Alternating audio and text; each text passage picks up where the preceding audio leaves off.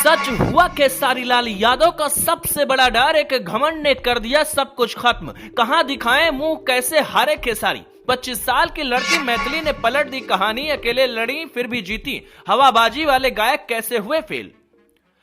बिहार के चुनावी दंगल में खेसारी लाल यादव पूरी ताकत से लगे थे। उनको लगा था कि प्रधानमंत्री नरेंद्र मोदी पर, योगी आदित्यनाथ पर, भाजपा पर निशाना साधकर माहौल बनाकर वो जीत जाएंगे और भविष्य में मंत्री पद पर बैठकर तेजस्वी के साथ काम करेंगे। लेकिन मंत्री पद तो छोड़िए, जिस पार्टी से उन्होंने चुनाव लड़ा यानी कि तेजस्वी यादव की पार्टी, वो खुद चुनाव हारने के कगार पर खड़े थे। मगर किस्मत ने आखिर में साथ दिया और जैसे तैसे करके चुनाव जीत गए। पर खेसारी लाल यादव कैसे हार गए, जबकि उनके पास करोड़ों चाहने वाले हैं, उनके गाने पर लाखों व्यूज आते हैं। खेसारी लाल यादव से क्या गलती हुई? क्या उनका घमंड उनको ले डूबा? और कैसे प्रधानमंत्री नरेंद्र मोदी ने 25 साल की लड़की की किस्मत पलट दी? मैथिली क्यों जीती? खेसारी क्यों हारे? आपको ज्योति विनय कपूर बताएंगी। सच हुआ खेसारी लाल यादव का सबसे बड़ा डर एक घमंड ने कर दिया सब कुछ खत्म। कहां दिखाएं मुंह, कैसे हारे खेसारी।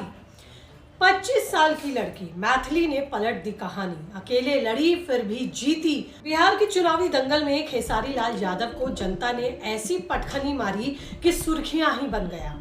खेसारी पूरी ताकत से लगे थे। उनको लगा था कि प्रधानमंत्री नरेंद्र मोदी पर, योगी आदित्यनाथ पर, बीजेपी पर हमला बोलकर नीतीश को घेर कर माहौल बना देंगे और फिर अगर जीत गए तो भविष्य में मंत्री पद पर बैठकर काम करेंगे।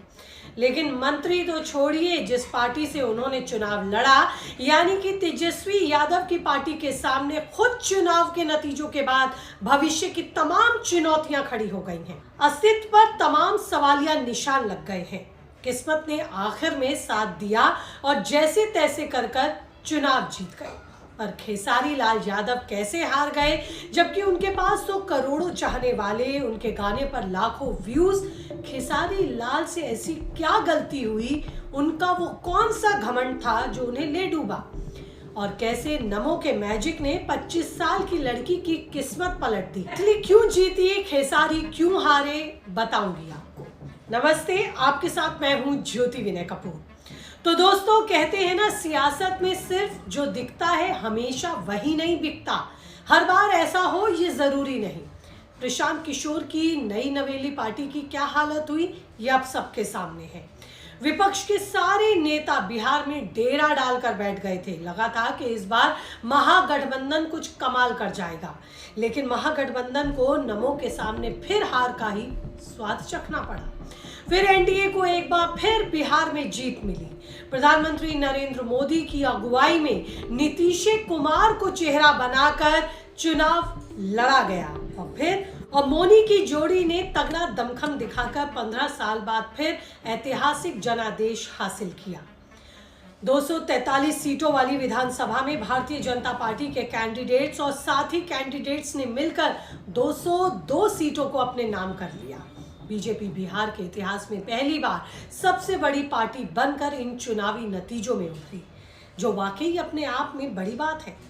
नीतीश कुमार अब दोबारा मुख्यमंत्री बनेंगे। कई सारे वादे उन्होंने जो जनता से किया है उन्हें पूरा करेंगे, लेकिन चर्चा कुछ लोगों की जीत से ज्यादा हार की हो रही है, और उन लोगों में शुमार है भोजपुरी इंडस्ट्री के सुपरस्टार गायक खेसारी लाल यादव, जो कि आरजेडी से लड़े, जिन्हें तेजस्वी यादव ने टिकट दिया। पहली बार हालांकि ये चुनावी मैदान में उतरे और उन्हें लगा था कि रवि किशन जैसे सरीखे नेताओं की तरह वो भी राजनीति में चमकेंगे, लेकिन किस्मत जरूर आजमाई। जीत की बजाय हार हाथ आई। जीत के लिए प्रधानमंत्री नरेंद्र मोदी पर, बीजेपी पर, नीतीश कुमार पर, एनडीए पर खूब हमलावर रहे, खूब निशाना साधा।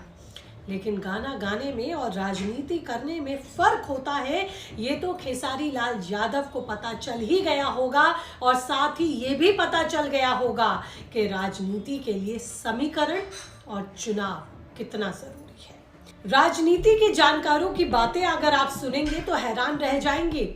यादव और मुस्लिम वोट बैंक ने तो खुलकर तेजस्वी यादव का साथ दिया, लेकिन अगर जहां बात विकास की हुई वहां लोगों ने बीजेपी पर ही भरोसा जताया और महिलाओं को मिले जबरदस्त रिटर्न गिफ्ट की ताकत ने आधी आबादी को मजबूत वोट बैंक साबित कर दिया।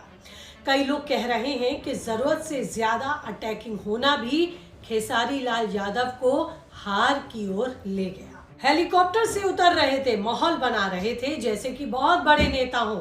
कुछ लोग उन्हें घमंडी तक कहने लगे थे, लेकिन तेजस्वी यादव की पार्टी को मिली करारी शिकस्त ने खेसारी लाल यादव जैसे सुपरस्टार सिंगर को भी लपेटे में ले लिया। वहीं अमित शाह की प्लानिंग और समीकरणों की गणित ने 25 साल की मैथिली ठाकुर को बिहार की सबसे कम उम्र की विधायक बना दिया। बिहार की बेटी को ऊपर ले जाने का प्लान सफल हुआ। मैथिली ने अपनी मुस्कुराहट, अपनी गायन शैली और लोगों से मिलने जुलने के तरीके से इस जीत को अपने नाम कर लिया। हालांकि ये सीट मुश्किल मानी जा रही थी, बावजूद इसके उन्होंने यहां से अपनी जीत दर्ज की। वहीं खेसारी लाल यादव, जिनके लाखों फॉलोअर्स थे, ताकत थी, पैसे की भी और इलाके में भी, लेकिन चुनाव नहीं जीत पाए। ऐसा ही कुछ पवन सिंह के साथ भी हुआ। इससे साफ पता चलता है कि राजनीति में पैसे और ताकत के साथ समीकरण कितने मायने रखते हैं। खैर, अब तेजस्वी यादव की इस हार के आगे आप किस तरह से उनके लिए चुनौतियां देखते हैं? बिहार में बाहर जैसे इन नारों को अब कितना सच होते देखते हैं? कीजिए कमेंट, रहेगा मुझे इंतजार। और ज्यादा अपडेट के साथ नई रिपोर्ट लेकर जल्द होंगी आपसे रूबरू। तब तक रखिए अपना ख्याल। नमस्ते।